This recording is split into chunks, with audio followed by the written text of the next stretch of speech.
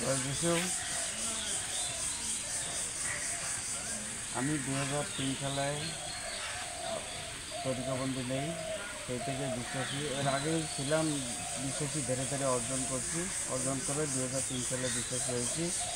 এখন এই মোটামুটি কিছুদিন ভালোই চলছিল, সুন্দরভাবে আমার জীবনযাপন চলছিল মোনাজাতের মধ্যে দিয়ে।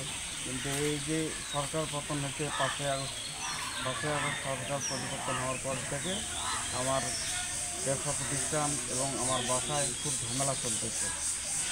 আমার এলাকার মৌলবাদী জামাত শিবির এবং ইসলামিক যেগুলো সংগঠন আছে, এগুলা একতরফা এসে আমাদেরকে বাড়ি ভাঙচুর করে এবং আমার মেয়ের ইট দিয়ে পাথর দিয়ে আমার মেয়ের মাথা ফেটে দেয়, সেখানে 4টে সেলাই করে।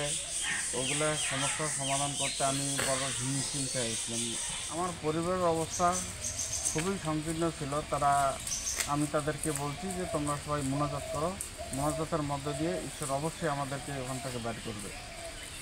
আইনি সহায়তা খালি থানায় ইনফর্ম করা হয়েছে, কিন্তু থানা থেকে কোনো পুলিশ আসে নাই এবং জানায়ও নাই, কোনো কিছু করে নাই। এই কারণে তো আমার মেয়ের মাথা ফাটাই দিচ্ছে।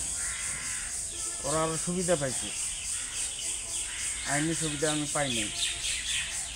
বর্তমান অবস্থা ভালো না। এই সামনে ঈদ, এই ঈদকে উপলক্ষ করে এরা মসজিদে মিটিং করতেছে।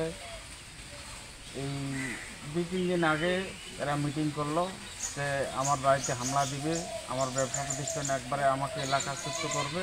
এরকম একটা পরিস্থিতি নিয়ে এরা করতেছে। আপনারা সবাই একটু মোনাজাত করবেন। আমি খুব কষ্টের মধ্যে দিয়ে যাচ্ছি, ঈশ্বর যেন এখান থেকে আমাকে বাইর করতে পারে। আপনারা একটু প্রার্থনা করবেন, সবারই কাছে প্রার্থনা চাই।